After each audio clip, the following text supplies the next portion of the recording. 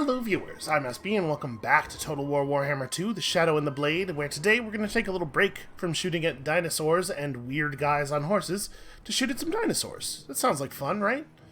We're not going to put any food into Menace Below, because our Menace Below charges are going to do basically nothing in this battle. You have seen that they basically immediately consider surrender, even if we summon them near some, nearly unarmed cannon operators.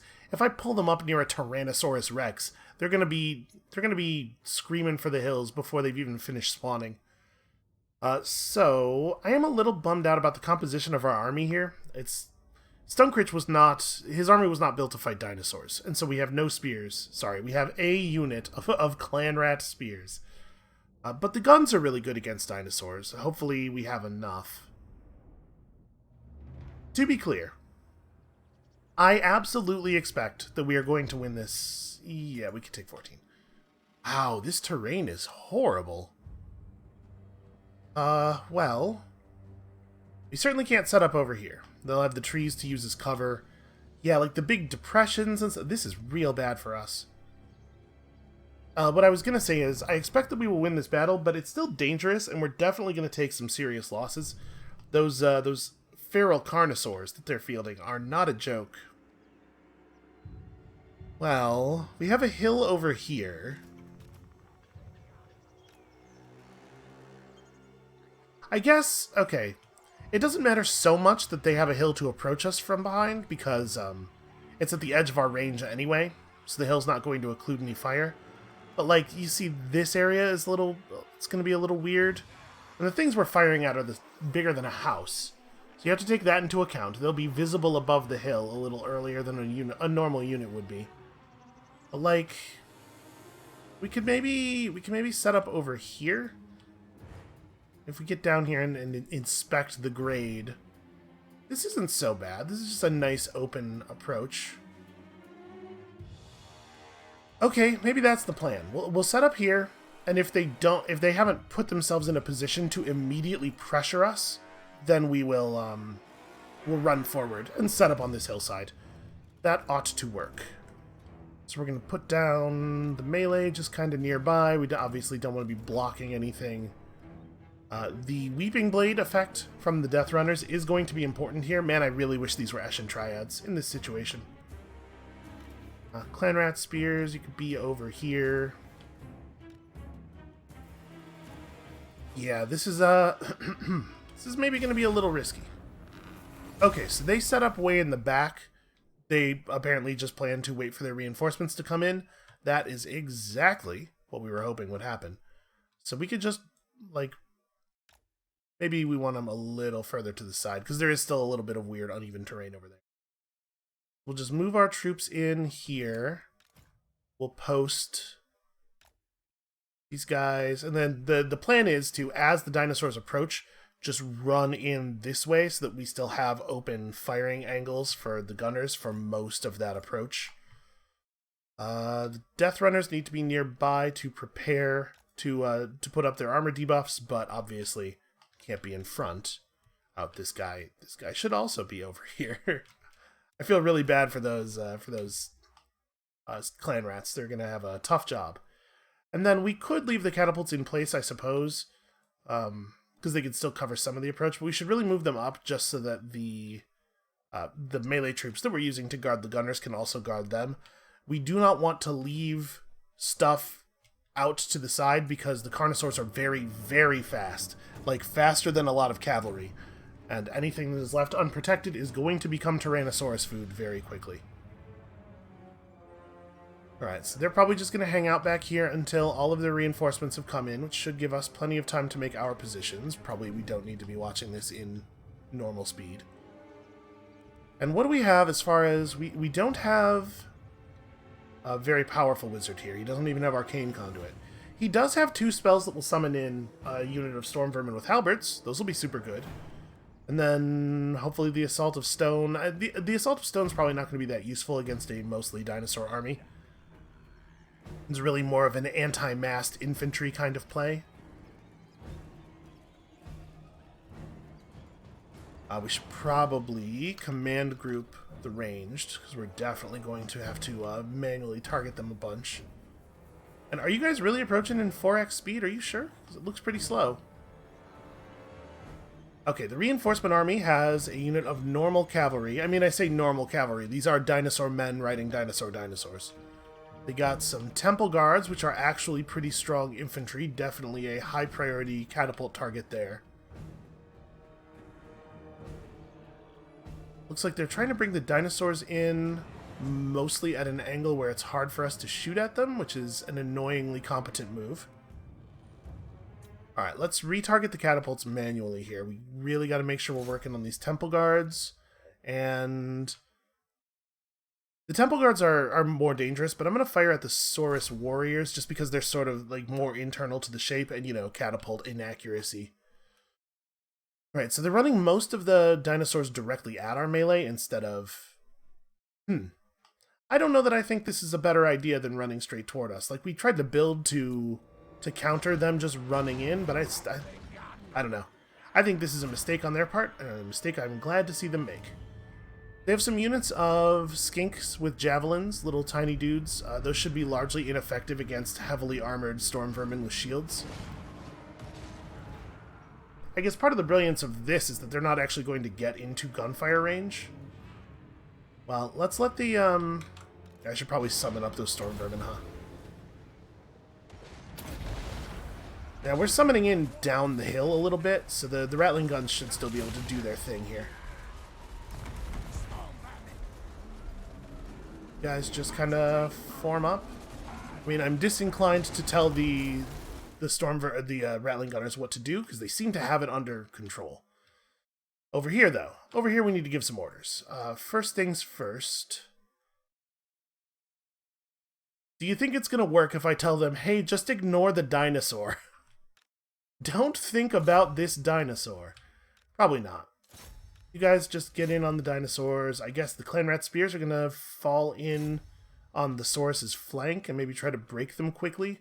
Sauruses do not give up easily, and they will go into a frenzy before they can be convinced to surrender, which obviously is quite dangerous to us. Let's have you guys move up like this. We'll try to close that. And I guess the Death Runners have a lot of running to do. Fortunately, their name's appropriate and they're very fast. I don't necessarily think that they're not going to win one-on-one versus some Temple Guard, but they will be able to probably like surround this unit of Temple Guards and cut it to pieces pretty quickly. And then what do we want to do with our Menace Below charges? We could put them back here just to keep the Spear Riders from running away, which is maybe the right move. We could also... You know what? It's probably right to just put them on the flanks of the Skink cohort. I know I said the Javelins probably aren't going to do a lot of damage, but we still shouldn't let them just throw Javelins at us if we can easily avoid it. I think we want to wait on the Assault of Stone until the Temple Guard are a little bit more involved. Oh, you know what we could do? This would be a fine time to bless some people with filth. Poison, the poison debuff is percentage based. Dinosaurs have very, very high stats, so this is removing a lot of points of raw stats from them. And I'm absolutely going to let the gunners continue shooting at the that cavalry unit for the moment. Wow, that unit of storm vermin broke instantly, huh? That's really remarkable. Alright, you guys gotta start focusing up. It's dinosaur time. It's dinosaur time is the thing I don't get enough opportunities to say in my daily life. Okay, we're kind of putting it back together. Also, that gunfire is doing the thing that it's supposed to do really quickly. Hit these guys from a couple of angles. Do not need to run in. You can help with this. Actually, do one of those. And we're probably going to wait until we have the 17 Winds of Magic up for the next charge of the dreaded 13th spell before we cast anything else. So apparently the trick is, don't let the halberds be the ones who actually receive the dinosaur attack. Summon them nearby and let them hit the guys at the side and stuff. It didn't go off. The casting just failed, apparently. God, that's a beautiful field of gunfire. Did you guys forget that? Get in there. Get in there and kill something. Alright, probably we ought to summon another unit of clan rats. So, I'm happy to see that our Death Runners have done some very fine work back here. Those Cold Wind Spear Riders are not a good matchup for us, but they're horribly broken and they'll flee quickly. Once again, probably just do this with the Menace Below charge. Oh, you know what? I should turn off guard mode for all of these guys. They should stay in on their targets. Rattling guns. Not firing. Unacceptable. Always be firing. I don't know what the hell these guys are doing, but let's drop a rock on them. You should also have your guard mode turned off.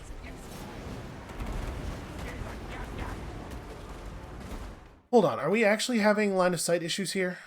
Oh, I guess because there's a little bit of uneven terrain in between us and the dinosaur. Okay, so we probably want to try to have the gun teams reorient here as quickly as possible. Have enough wins for one of those. This summoned group of halberds should probably not be fighting the enemy melee hero. You guys have done some fine work. You know what? That Slan Mage Priest is probably vulnerable to a little bit of death running. And then we can have the other units of death runners. One of you come over here and dunk on this hero. I'm sorry to say a couple of you are going to have to go stab dinosaurs. Good luck to you. And somebody should go hunt down those sauruses. Okay, also, catapults. Catapults should fire at... Boy, there aren't really a lot of meaningful enemy infantry units left. I certainly don't want the catapults firing at dinosaurs. That's not a good use of their time. Alright, so people have been blessed. The filth has been distributed. We should probably try to move our wizard out of the way so that we're not blocking any gunfire.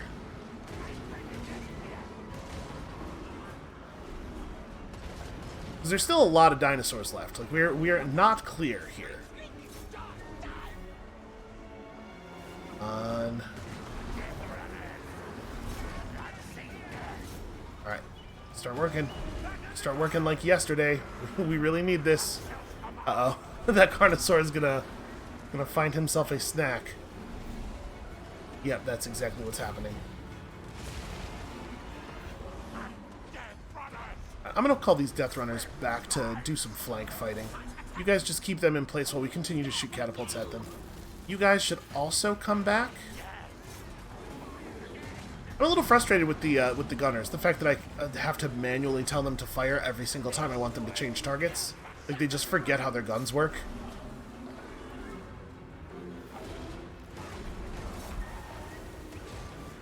Once we tell them what to do, they do it with remarkable alacrity. It's just a matter of getting them to remember what their task was.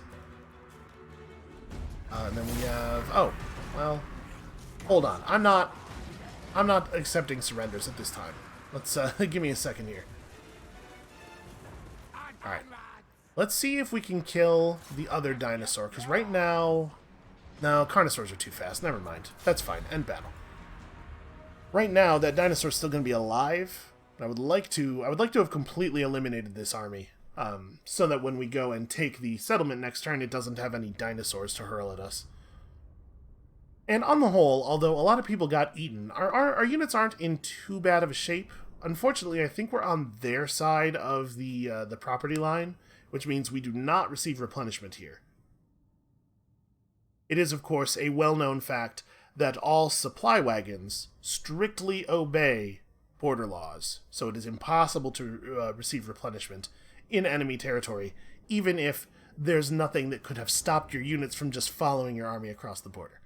So, we're going to be in pretty good place to put Aztec away on our turn here, I think. On the whole, this is a pretty good outcome. We should definitely take whatever replenishment we can get. Because that's a huge percentage of their overall military, right? In fact, I think that was their only army outside of that one guy who's recruiting in that settlement. We definitely have them. Attacking Mordheim is not a good idea. Queek Headtaker is going to Queek take your head.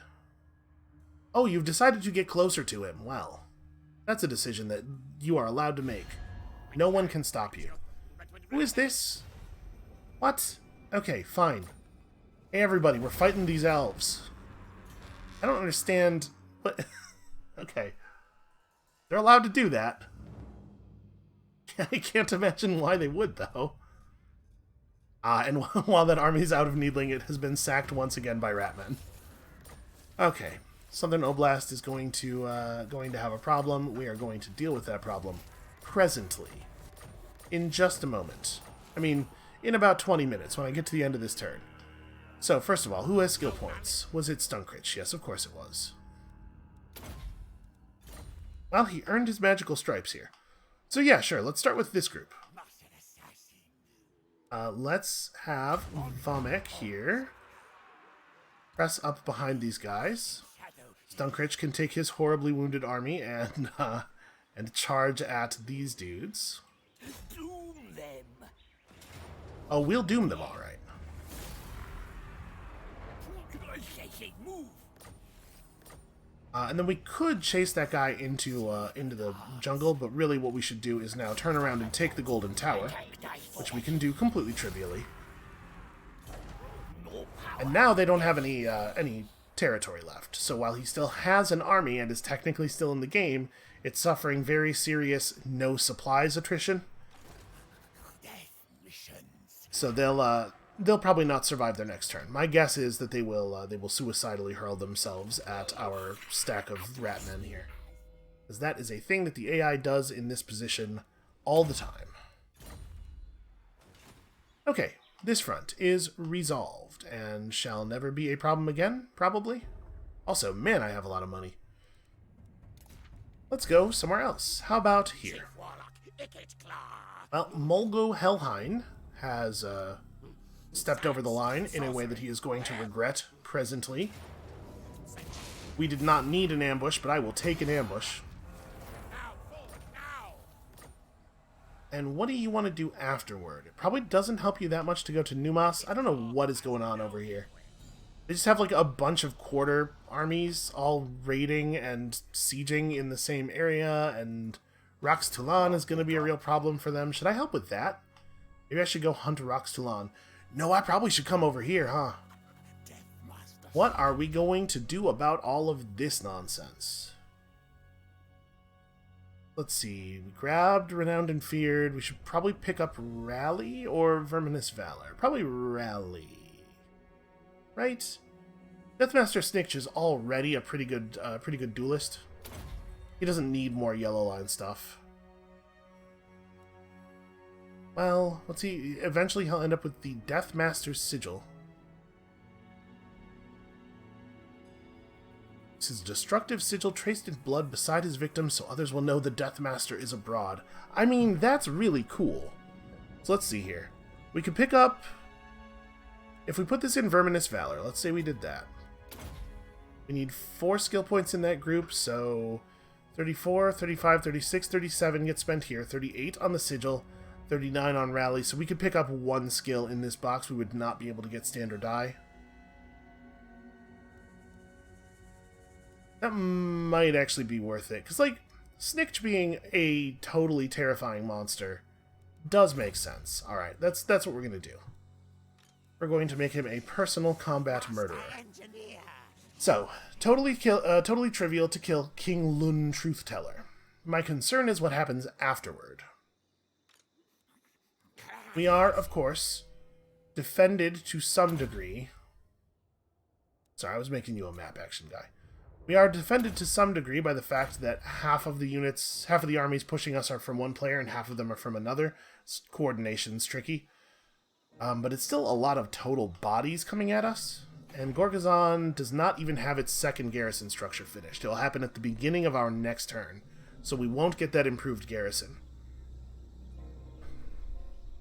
Alright, I think we have to kill... If we kill Lun Truthteller, then we only have 1 full-sized dwarf army nearby.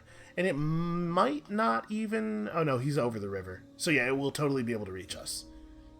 Then Jacques plus Aurelian. Aurelian can reach us to serve as reinforcements, but is a pretty small army in total. This, on the other hand, is a totally real army, very cavalry heavy, which is probably actually going to be pretty okay against us. Well, we have halberds.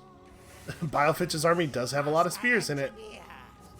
They're not great spears, but they're spears. Yeah, we don't have any regiments of renown in the pool. Alright, let's do this. Bilefitch moves up to reinforcement position, and then hopefully we get an ambush. If we get an ambush here, the game's going to give us a very favorable auto-resolve. Take the replenishment, because we need it. Do we have the movement range? We do not have the movement range to attack Jacques. Well, actually, Bilefitch does. If we did that, then Sindri Kandum could take Gorgazon almost certainly. Which obviously we don't want to happen. I guess we do have the movement range to just attack him straight up. And we're definitely leaving ourselves in a position where we have to defend against a stack and a half of angry Bretonnians. Still, it's probably right.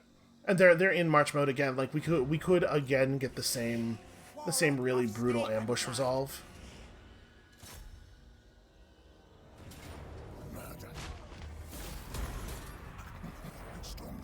Okay, so we cut down some dwarves, and then we fall back to Gorgazon, and if they come at us, we just deal with it, right? We don't really have a lot of other options. Do I want to take Scarred Veteran? He does not have a lot of health in total, so like these percentage bonuses to his HP feel kind of bad, and I actually wonder if we're better off going like big weapon strength, big speed boost. He has 65 melee defense, which maybe means we should actually take melee defense? Yeah, let's start with that. I'm going to do melee defense and wound maker, I think, as our two skills that we take out of this this grouping. And then Bilefitch falls back to Gorgazon. Snikch falls back in front of it. And now the Bretonnians can hurl a stack and a half at us if they want. The dwarves don't have the movement to get onto us this turn. We have a lot of dinosaurs running around. That's going to be a problem soon. Rox Toulon is probably not an immediate issue. Granite Massif... Should you have walls? No, probably not. Probably enemies will usually stop at Karakord. So, I think we are probably going to want to start a new army in Karakord this turn. My guess is that we'll draw Rox Toulon to siege Karakord to stop us from recruiting, which means he's, trapped. Yeah, I think that's probably right. So why don't we just go ahead and start that now? Do we need another army? Not like super badly, but I do think applying more force down here is going to be helpful in the overall. So when we summon in new lords, we recruit them at rank 19. I was going to just hire in one of the lords that we've already that we inherited from Clan Moors, but why would we do that when we could start at level 19? So who do we want? To be perfectly honest, I kind of want another Warlock Master. Ooh, I do like Strategist. Also, Warpstone Hoarder's not bad. We don't use a lot of Warp Fire Throwers. Warp Lightning Cannons and Doom Wheels are both real good in the situation we're in now, though. Your total army upkeep is estimated to increase by 14,000 gold per turn just for having the army. Ooh, maybe this is not... You know what? Maybe we don't do this. That's more than I thought it was going to be. Whatever. I'm not worried about Rox Toulon. If he makes a full move on his next turn toward Agrel Migdal, we can turn Ikitclaw around and have him come back. But I think for right now we should... Yeah, we should move over here. We need bodies around Gorgazon. Oh, I didn't know that was there. I mean, that's not a problem. That's a tiny little army. And you can't reach me no matter what. Yeah, we're fine. Everything's fine. Alright. Who else needs orders? Hidar, we have a whole thing happening up north yet. That's a lot of troops. So Crocodrock does not have a fully upgraded garrison, but it's definitely tough.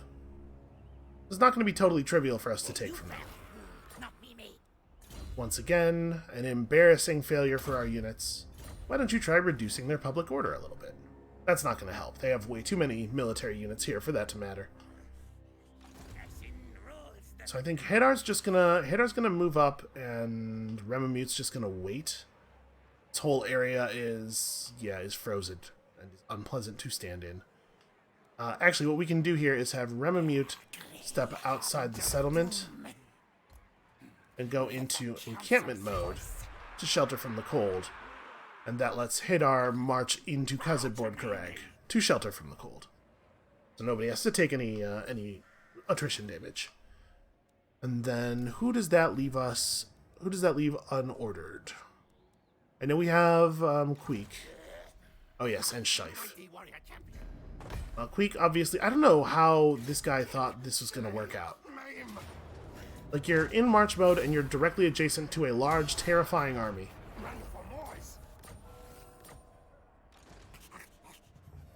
That said, we're not going to turn around and take Jakova because we really do need to get Needling. So let's just, yeah, we'll stop right here. That's fine. Take Needling, and then we'll take Needling next turn, and then we have lots of other stuff going on over up north that he can go join in on. That means Shife is the only army that we have left. Shife doesn't need to go anywhere in particular. Where does Southern Oblast, right, is the place that's going to have a rebellion? Where was that? Where does that notification go? Here. Oh, yeah, alright, you're already headed in the direction of the rebellion. Just keep running as fast as you possibly can. Erengrad should probably develop a garrison structure. And also... Sure. Clay pit. Makes sense to me. We're not going to bother building that belt. We don't need that. So all of our armies have now taken orders for the turn, and now we just have way too many units. So obviously, we would prefer to go after Seoktraken first. That's how we'll have all of our armies be moving east, I guess. Down here, we should definitely harass these armies to reduce their effectiveness. Let's take out their one wizard.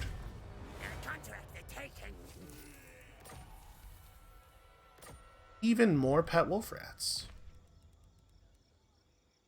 We have absolutely no use for even more pet wolf rats, to be clear. Murta also harassing armies. Kill their scouts. Successes. I wonder how many more waves of dwarf fighting we're gonna have to do before we can actually get down to those mountains. Alright, we own the Southlands jungle once again. Let's get rid of this temporarily, probably. And we're pushing through our remaining unupgraded settlements really quickly here, actually. Shouldn't be too much longer before we never have to worry about these upgrades again. Definitely get that done, and then just build me, I don't know, one of those. You can get that, and this, and what else does Ekrund really need?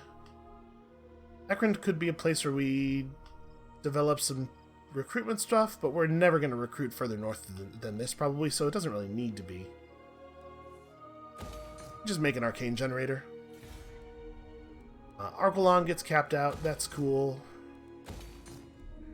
We should just put something here to generate money, but I don't know what.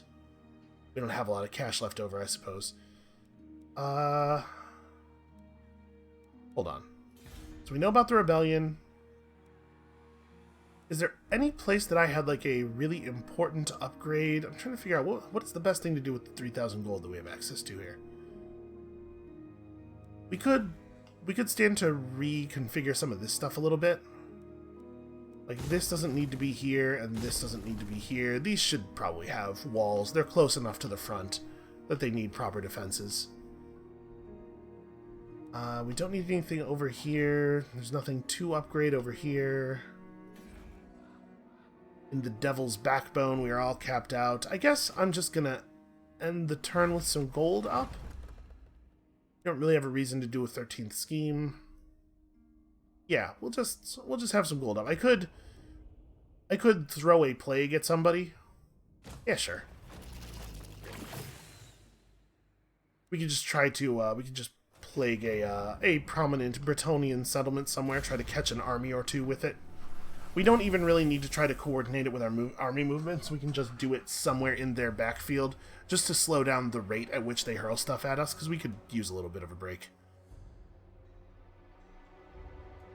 If we can get them to stop annoying us for even a couple of turns, we're going to make huge headway.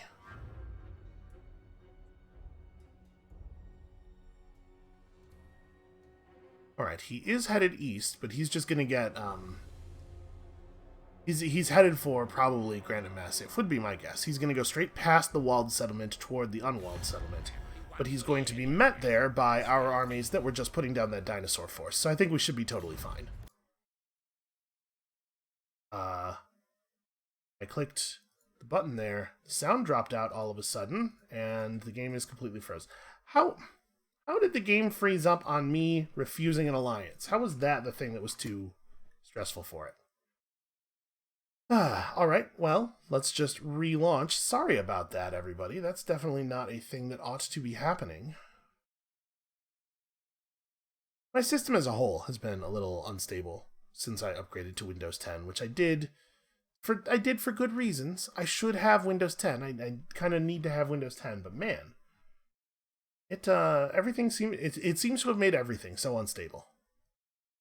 In a way that I'm surprised that an operating system change, I will not use the word upgrade, but an operating system change would. So once we get back in, we'll be able to reload at the autosave that was made at the end of our turn. So we haven't really lost any time, except for the weird amount of time that it's taking for the game to load in here. And also, I don't know why the capture screen is black, because the game is launched. I am looking at a Total War Warhammer logo right now. This whole situation's a little unnerving.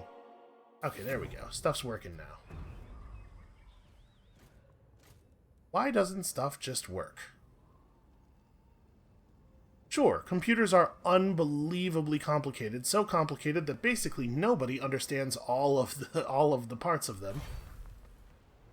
But why don't things just work? Alright, so this will load us in. Every turn, at the moment when you hit end of turn, hit end my turn, it creates an autosave. So it'll just load us in right there, and we can hit end turn and hopefully get back on the road with the quickness here. I do like this loading screen. It makes the Hell Pit Abomination look pretty ominous and terrifying, and then you get into game and it's just like, well, I could build a huge monster, but also, what if I just made 1,000 gun units? And the Hell Pit Abomination's fine. I wonder how they are against dinosaurs, actually. They might be a good tool for, at the very least, keeping a dinosaur in place while you shoot at it. Because obviously, units of storm vermin are okay at that, but they do get eaten quite a lot.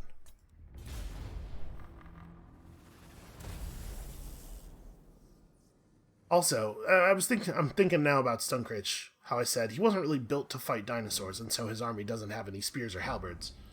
We're going to be fighting large units for probably the rest of the campaign at this point, because it's going to be lizardmen and Bretonnians, which is a lot of lizardmen is a lot of monster type units, and then Bretonnians is a lot of horses. And then after that, our primary enemies are going to be elves, who at least have the option of going cavalry heavy.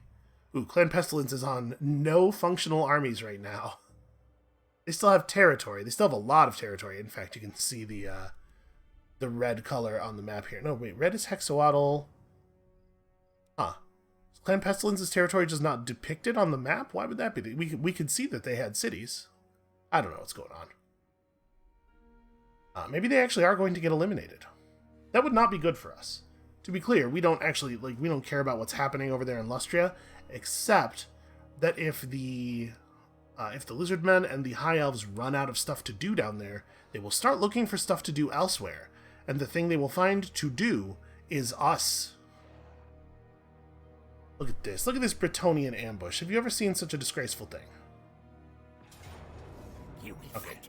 Obviously, we defeat you. I will touch. I'd much rather have... It seems like a really silly bad AI thing, but I'd much rather have factions that are totally dead hurl themselves at you suicidally like that than try to like limp away and survive and make you chase them down, because that would be super tedious.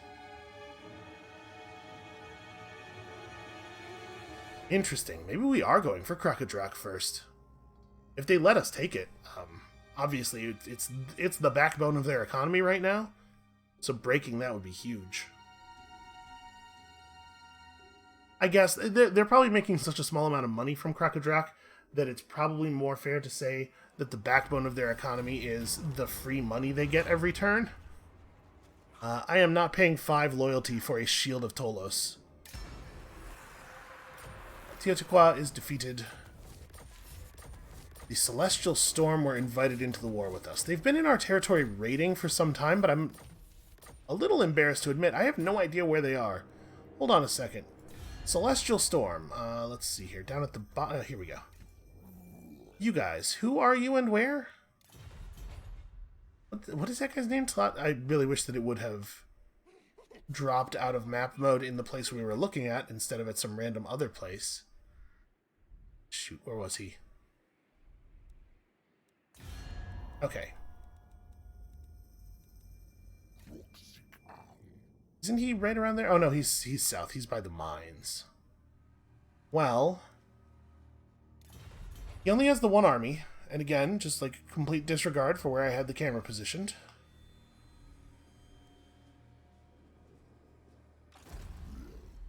And his army is not very impressive. It's mostly Saurus's. He's definitely not going to be able to take the garrison of any place around here. Spite Peak would be easy enough for them to get, though. I just can't imagine why he would accept an offer of inviting him into a war with a force that's so superior that he cannot possibly ever hope to succeed. Alright, so that army over here actually managed to stay in ambush mode. We're gonna run a hero over nearby just to see if we can reveal them. I think, though, if we were going to reveal them, it would have happened at the beginning of the turn. Yeah, because we already have units within vision of them. So we know there's an army in this position. We could just wander over to it and accept the ambush. That's probably not a good idea. You know what? I'm not going to worry about this right now.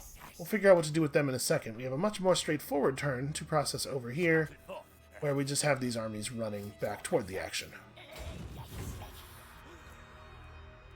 Also, we are leveling you up. So what do we want to take next? We definitely want to learn Wither. Wither is a powerful spell against all of the remaining enemy types. We're not going to worry about Bilefitch right now. So we can't get anywhere near Krakadrak at the moment.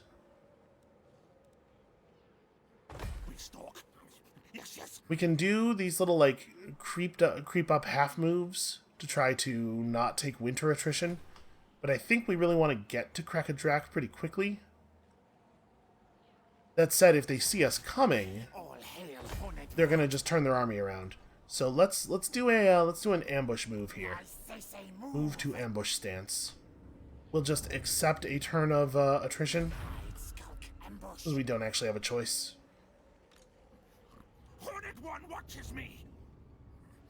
Oh, wait, what? I did not want to select one hero in the army.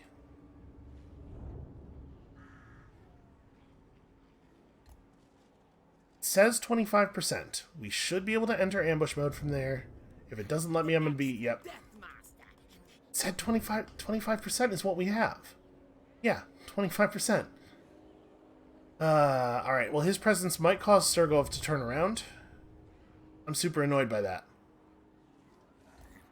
Yes, turn around and try to look like you're not there. Maybe they can't see me. I don't know. It really sucks, though, that we just got completely lied to about that. Leek needs to grab Needling, because this Kislev in the south business needs to be over. I was really leery of moving to the 25% place, because I was like, that's close enough to the border, but... Then I was like, no, it's just numbers. If there's one thing computers know how to do, it's numbers. He can find the right number and point me at it. So Southern Oblast, It's down there. Okay, we'll come down the road by Zavastra. Put down Corpable the Vomitus, which is just a... I mean, it's probably accurate. My guess is that's an accurate name, because you don't get a name like that out of nowhere. But it's not a good one. He can't be happy to be called that. We're basically just going to do everything except for that southwestern group of units. Harass these guys just in case they do turn around and go back home. We want them to be as weak as possible when they get there. 85% chance of success. Guys, you have to occasionally do the right thing. Don't you understand how this works? You'd think that being a Skaven long enough, you'd know. If you don't succeed on things, you know, at some point you're going to get bumped off. I'm not saying that's how it should be, but I am saying that's how it is. Alright, we'll remove their Rune Priest. That's probably going to be helpful. And then we probably... Yeah, we don't have a lot else to do here. Arad has respawned. I guess he can be over here to help fight the ambush army once it is revealed. Make them slower.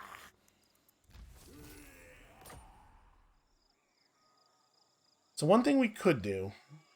No, it's... Man, this really sucks. Because I really don't want to have to... I don't want to get ambushed, obviously. But there's no way to tell my units, like, hey, go over there, but be careful.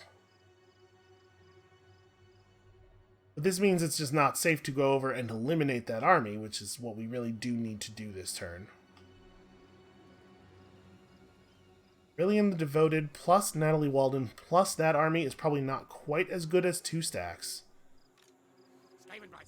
So does Ikiclaw just turn around? Maybe, right? We definitely need to... But we don't need to defend ourselves from Roxtalon, because he's going the wrong way. We don't need to be over at Egro Migdal, and it's about to have walls, so it'll be safe. I guess I just approach a little bit more and go into ambush mode? Maybe I don't even approach a little... No, I should move forward some more, because we're still in, like, a pretty awkward spot here. Ambush success chance is remarkably high in this area. I'm just trying to see if I can... Any of these terrain features provide a little bit of an extra boost. I wanna end our turn, obviously, in a place where we're not taking attrition.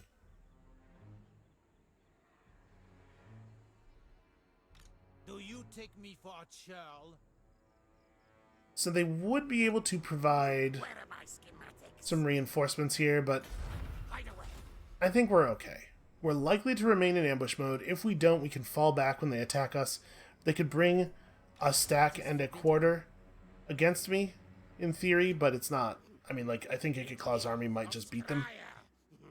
He doesn't have quite as many guns as I would like, but he has a lot of spears. Yeah, he'll be fine. And you guys are just gonna chill, I guess. I don't like it, but I also don't think there's another play. You can chill in ambush mode at least. Maybe we can get the enemies to make a stupid decision. Master Engineer. Okay, and then we also have Staden, who can, I guess, just keep doing what he has been doing. Probably he's better off harassing the larger armies. Just do this. You're bad enough at everything that it kind of doesn't matter who we send you against, because you're gonna fail your job no matter what. Why is public order so bad here? I mean, I guess it doesn't really matter, because Queek is... Oh, it's bad because this is where we have some serious provincial instability, is why. Alright, well, yeah, sure. Level Flensburg up. Queek can handle this rebellion. It's not a big deal.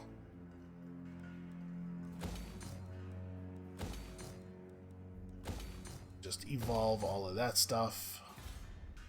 Where do we still need to spend population? It turns out, a bunch of places. This is what happens when you expand very quickly, I guess. Should probably have a growth building in here. Yep, let's max out all of the tree places. For some reason, you don't have a rubbish pit. Oh, probably because I didn't feel it was safe to turn on taxation here. That's why. And here, I guess this is the one that gets leveled up. I'm going to turn off taxation here. We're going to slow the fall. In fact, we'll switch over to efficient planning as well. Rebellion is not an issue. And we do have enough warp fuel for rockets. Let's make rockets. Hey, I said rockets plural. Come on, you gotta cooperate with me a little bit here. So Queek kills Faderife's army, then kills the army that spawns outside of Wartbad, then turns around. He's probably like 5 turns from being at Fort Jakova, unfortunately. Maybe not 5, but a bunch. More than I would like. They could be building up a force at Fort Jakova, and if they were, it would be a little... oh boy. Okay, well... turns out we're going to have to... and Lothrin's starting to push on our Norscan allies as well. We're going to have to maybe... maybe we are going to have to recruit another army, but it's going to have to be in the north. Because Infectique may not be enough by himself to push... excuse me, to push back against what we're seeing there. Now what do you want from me? Uh-oh. Here it comes. The cursed alliance offer. Did we decline safely? Okay, we did. That time we passed the die roll. This is how he coerces people to join into his faction. If you refuse, there is a chance that your reality will be unmade in its entirety. Do you dare? Boy, that's a lot of movement across that river. So Deathmaster Snitch could catch Grombrindle in the underway. I think I don't really have a great army for fighting in the underway. He's got a lot of guns. And also, like, it's to our benefit generally to attack people on our turns so that we can get ambushes, especially an army like this. I'm gonna just let them move in. Because he doesn't have an army in the area to initiate an attack with. So he couldn't just be moving that army in as reinforcements. If he could, then we would have probably had to attack them then and there. Okay. So we did not get our ambush. Ah, he's using dwarves as reinforcements. Well, I will fall back then. I elect not to get engaged with your bullshit. Retreat! Run! So we just fall back. That's got to be pretty much the end of her movement range. She can probably attack Gorgazon, but she probably can't attack... okay. I'm curious about this auto-resolve. Like, this balance of power bar is probably about right. Honestly, we can totally win this battle. We've got this. I am going to bring in some Menace Below charges, because they'll actually be useful here. So, the number one thing that could go wrong here, obviously, is cavalry in the gunners. We just have to make sure that that's not possible. We have an awful lot of spears. Obviously, Skaven Slaves with spears are pretty bad units, but they have spears.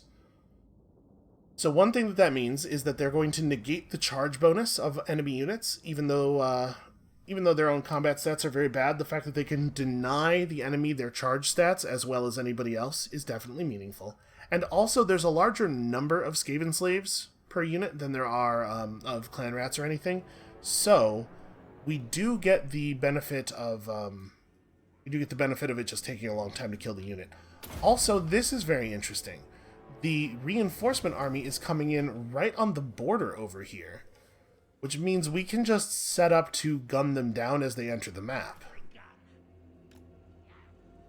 It's that, yeah, we're shooting down from a hillside here.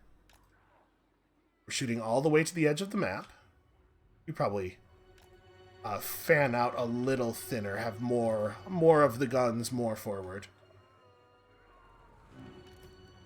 So they have some guys that they're going to be able to charge us with from their actual deployment zone. We probably don't want to commit to this extent. Here, we'll put the Clan Rats here, and we'll move a couple units of Skaven Slaves to, like, maybe more like this. Give us a little bit of defense. Catapults. So I want the catapults in a position where they can fire on enemy units entering the map, but they don't have to turn too much.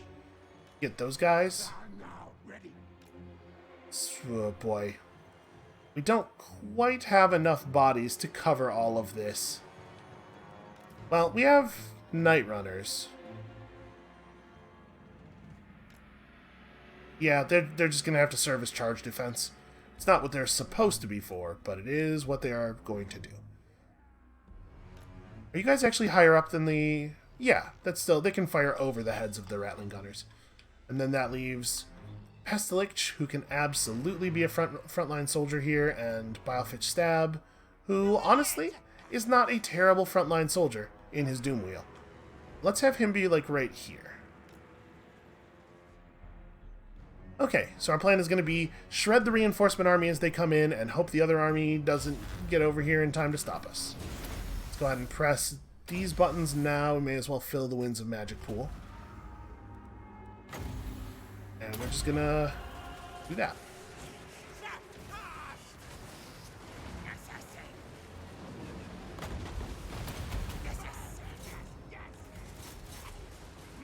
Stop that guy. Okay, we have stopped that guy. Alright, so I can't help but notice there doesn't seem to be a lot of catapulting going on here. Feels like there ought to be. Let's see. Men-at-arms are not super important. I'm more worried about the foot squires. The foot squires are way better against our own infantry. Yeah. And then we're going to need, for the Rattling Guns, to probably start focusing on the flying units the moment that they are in range, which is right now, I guess. Also, this is the right school of magic. We can Howling Warp Gale, although he has to, never mind, we cannot. We cannot Howling Warp Gale. I always forget how short the range is on that spell. I mean, as much as I want to just burn down their lord, the flying units have to go. Right, they are able to evade every part of my actual defenses. You just need to get all the way the hell over here, and their own units are going to take a minute to get in place. So hopefully we can get this done. We're absolutely going to have Howling Warp Gale up. All right, we have successfully frozen them in place.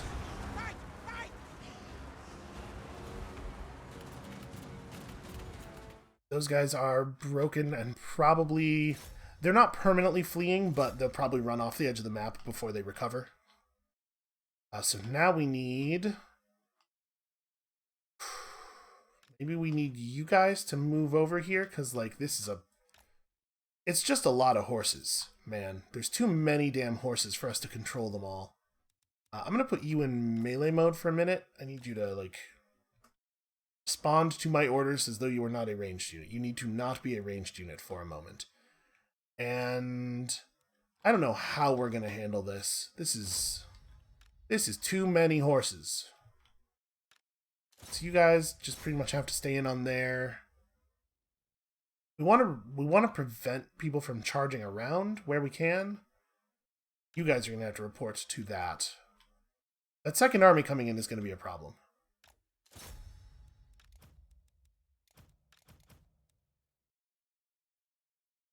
You need to try to kill Jacques the Devoted, since he's injured already. You can probably get him.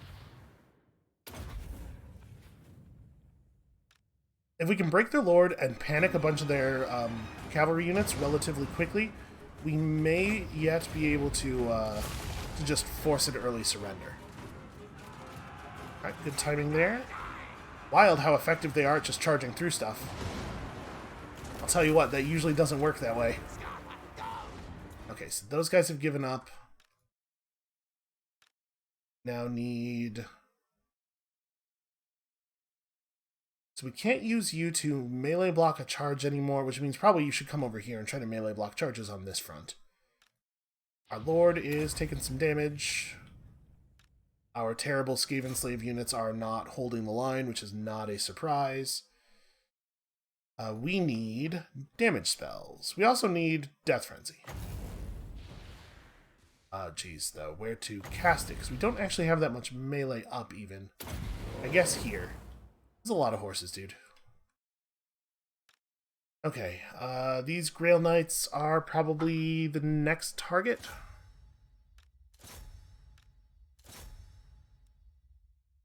We should Doom Rocket. Yeah, we're gonna have to. Assassin. Also, I'm pretty sure I told you to go work on Jacques the Devoted. Yes, good. Alright, good Doom Rocket. That's why we build them, to use them, right? Dagger stab. Retreat! Retreat! Alright. Not a lot of gunfire. Not seeing as much gunfire as I would like. Okay, hold on a second. Where is... Okay, you have chased your target, he ran away. That's fair. Starting to see a little bit of shooting going on here, but not as much as we should be seeing. You guys definitely need to turn around and help. You three... A big part of the problem with the gutter runners here is that or the night runners rather, is that their attacks don't really do any damage to most of these enemies. Armor is the counter to sling units, and these guys have armor. So we can't rely on them doing any damage at all. What we can have them do is just be bodies. But yeah, it's a little tough.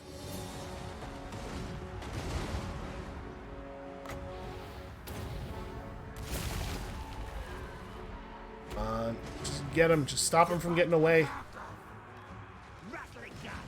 Rattling guns back up, I guess? Like, that's... I don't know how it is we're going to get them to actually shoot. Brazil's also back up.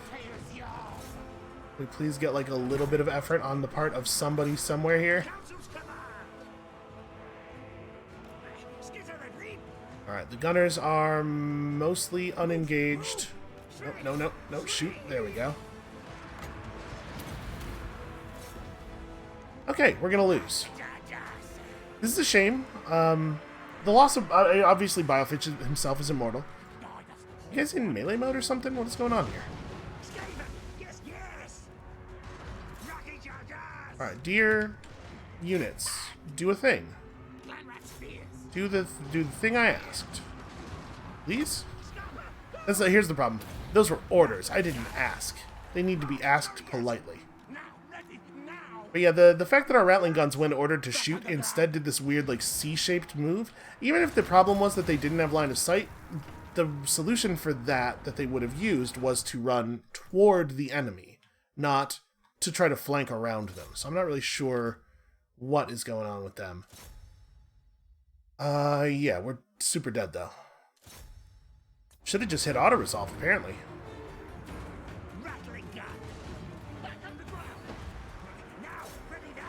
Okay, guys, fire guns now? Can we do that? Can we do a fire guns now?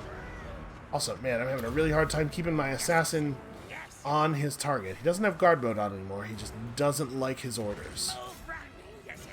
He prefers to fight easy targets. He's not into this, like, fight a talented Bretonnian lord with full armor and gear kind of joint.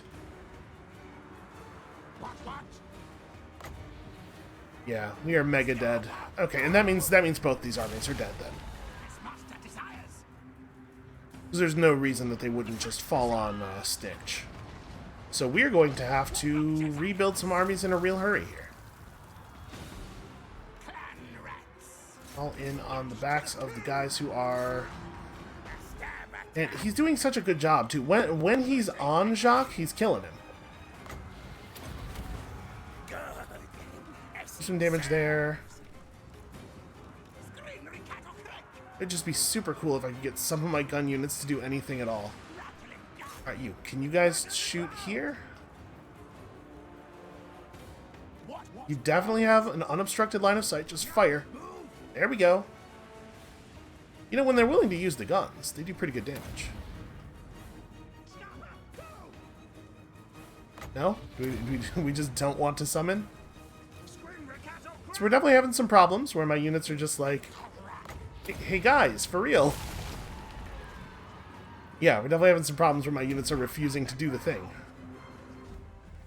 It's wild to see a spell just choose not to cast like that. I don't really know.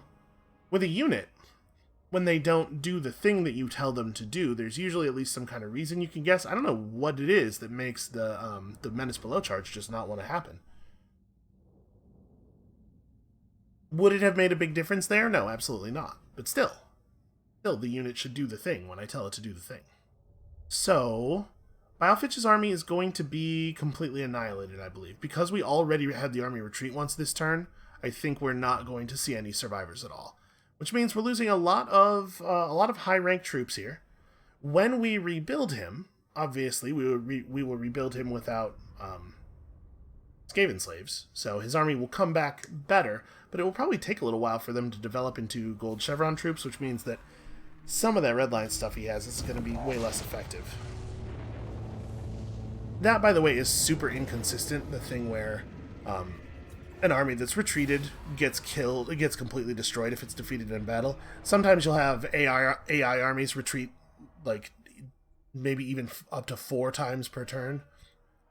It seems to be related to the lord of an army getting killed in one of the battles and then being replaced with a new lord, but there's absolutely no reason that retreats would be a resource that is tracked on the lord instead of on the army. I don't know. It's a weird code issue on the back end, one assumes. So Gorgazon is gone. Agril Migdal has its walls now, at least, so it will not follow suit immediately. And we just have to fall back to Ekrund while building 2 new armies. Fortunately, we have a bunch of places around here that we can start putting together a new army. Oh, and we have to put together a new army to defend northern Bretonnia as well. It's going to be an expensive couple of turns. Surprise, Queek Headtaker defeats the tiny rebel army. Alright. We've had a rebellion in Stirland.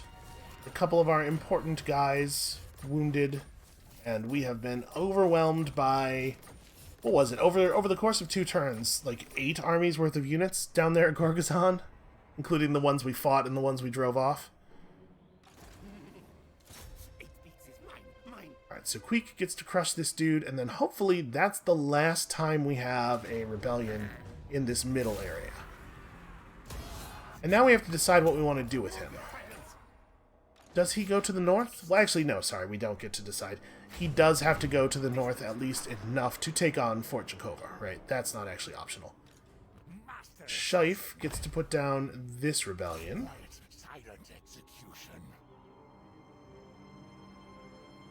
And it looks to me like maybe the Kislevites to the north did not turn around. They didn't go back to Krakadrak, which would be great for us. Alright, so you have standard die. We're working on blue line stuff with you. Sure, that's fine.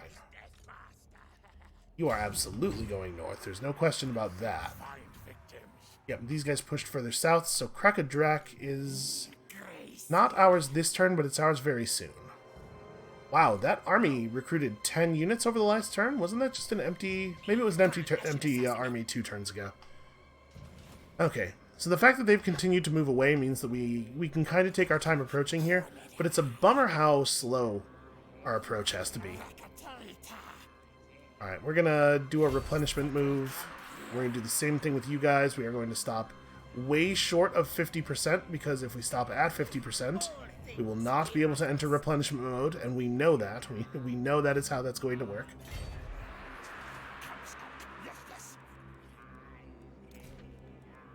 Let's see here. Stunkrich and Vomik have really simple turns, obviously.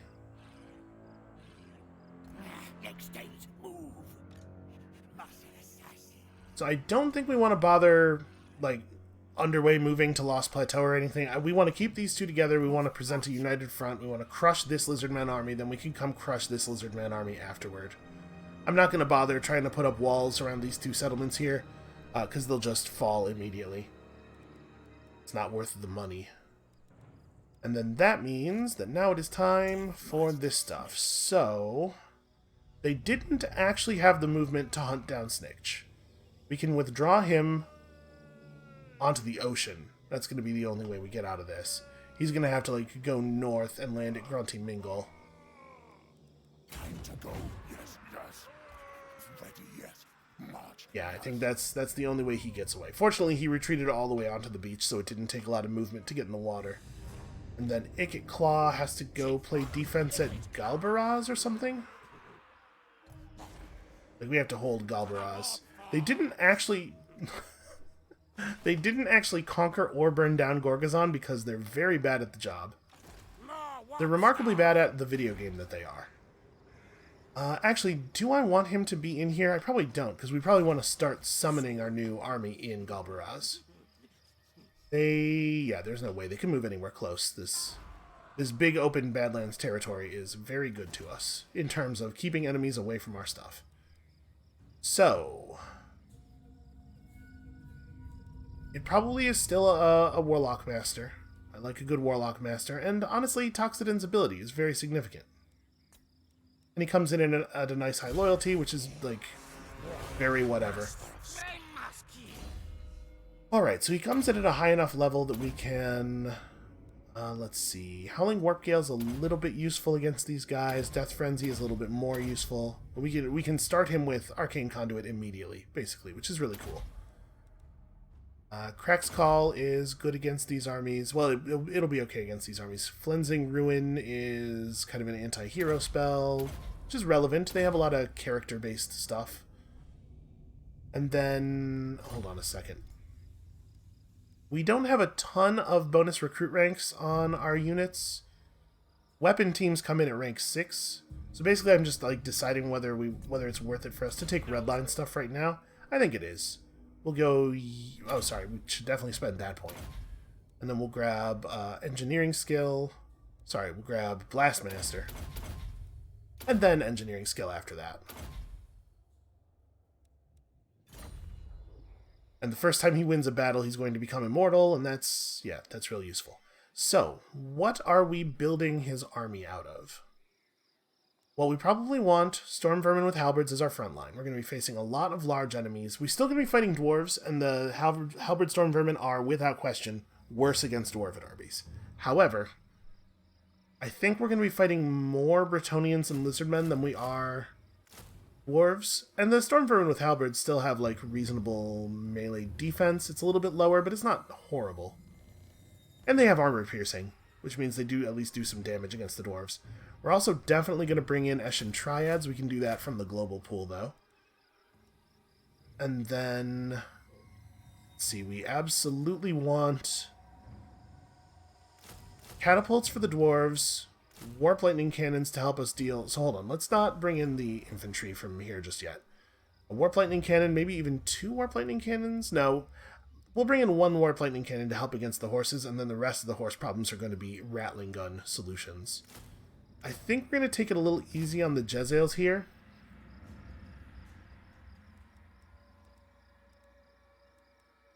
Well, actually, never mind, I can't summon Jezzails. So yeah, we are going to take it easy. There's no decision to be made.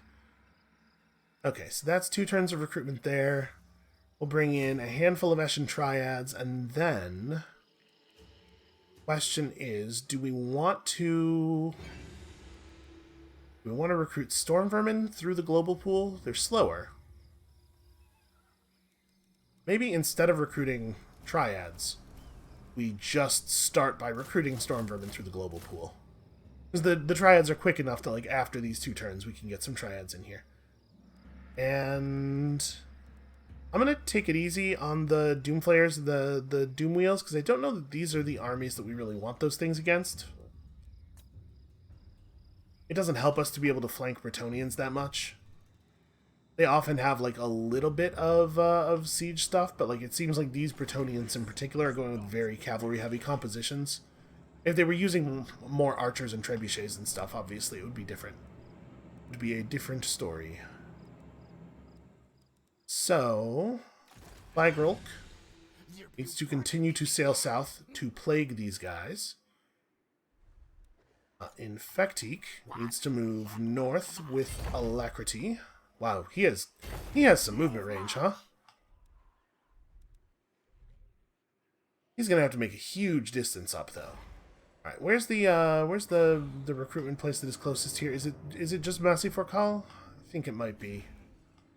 We were gonna turn Corone into a place where we could recruit stuff, but I didn't because we have limited money every turn. It's a lot of money, but it's still limited.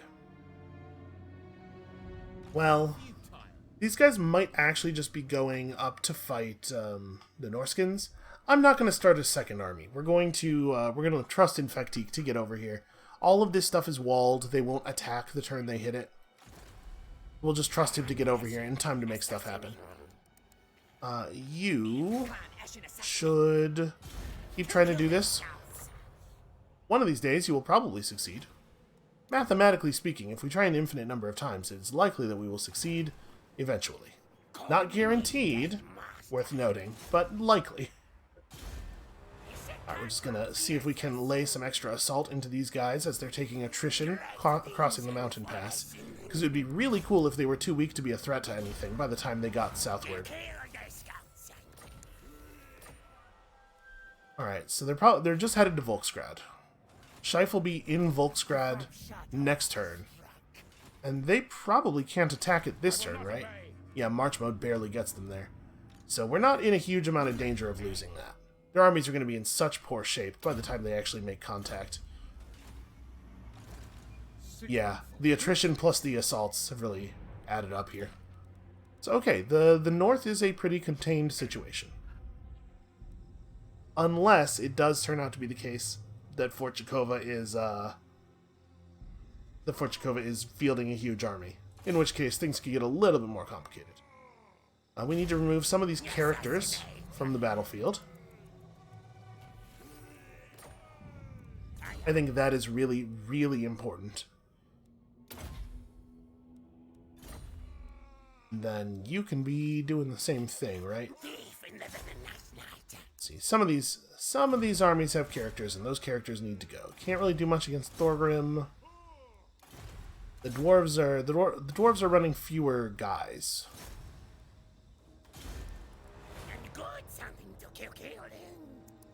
You would think that paladins on horseback would be an optimal target for our guns, but you saw how slowly that paladin on horseback was taking damage from the gunfire in that last battle. And then, yeah, I guess you just assault somebody. Except you will not succeed. You know what? Just get over here and be ready to be a part of the thing next turn. Okay, Hochland should probably have a bell upgrade because it's just barely not negative. Build some upgrades to financial structures. I am going to put some effort into making sure Corone has recruitment stuff, though.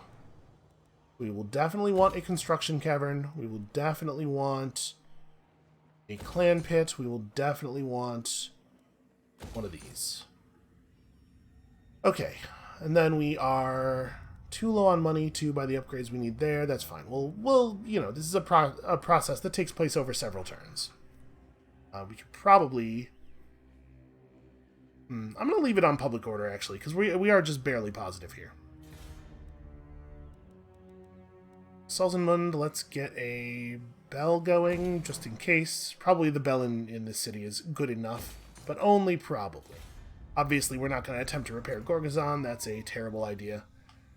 Alright, so I don't think we're going to see this mass of troops actually do anything meaningful this turn. They're gonna take Gorgazon, this time for real. Although they absolutely should have last turn, because they all could have gotten a turn of replenishment here, and they chose not to. For no reason. For absolutely no benefit, I should say.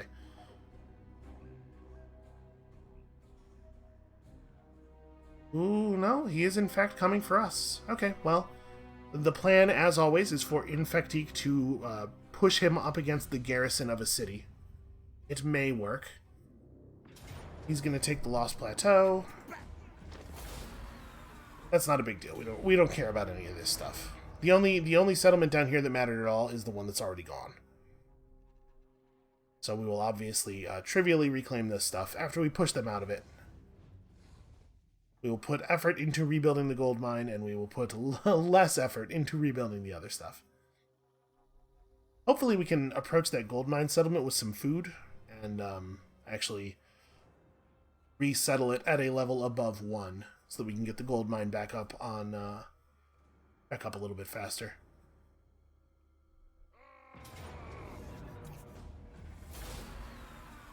I wonder if the reason the Bretonnians didn't take it is that they wanted the dwarves to take it. The two forces there had combined and decided that the dwarves should have that. I can't imagine why it would be the case, though.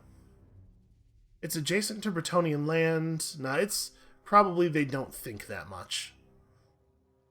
This was probably not a plan. It was just them making the same bad decision about sacking a city instead of taking it over that we've seen them make hundreds of times.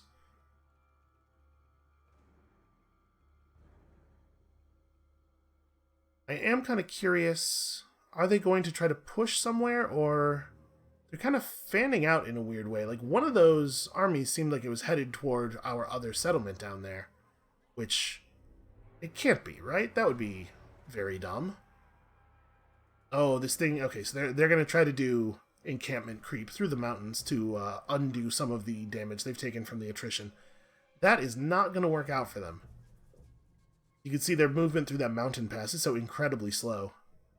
Alright, the Beastmen turning on the Bretonnians for us. That's pretty cool. The Beastmen tribe just declared war on everybody everywhere in a way that I don't think is necessarily a good idea for them. Alright, that rogue army in the mountains starting a second stack and sieging one of our cities is not it's not an imminent threat, but it is a threat we have to do something about.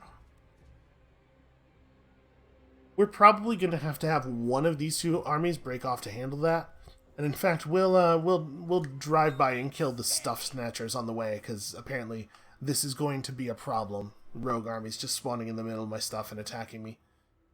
Yeah, so that's the plan. One of these armies breaks off and goes north, while the other one kills the weird half-stack strategy that Tlaqua is using against us and reclaims all of our land, while we also rebuild armies and also try to regroup, and this is a lot of force. What are these guys rated? I think the dwarves are strength rank 4, strength rank 3, and Corona's 7. So we're 2, and 1, 3, and 7 are all making moves on us at the same time, with 3 and 7 actually managing to coordinate in a way that you rarely see the AI do. This could pose a problem, is the point I'm making. This is not necessarily a trivial foregone conclusion of a war. Well, I mean, hey, at least they're making it interesting here in the dying days of their empire, because that is what we are looking at. The dying days of their empire. So come back next time, tomorrow, to see evidence of the fact... God, I hope I'm right. I hope this whole thing isn't about to turn around on us. And we'll see you then.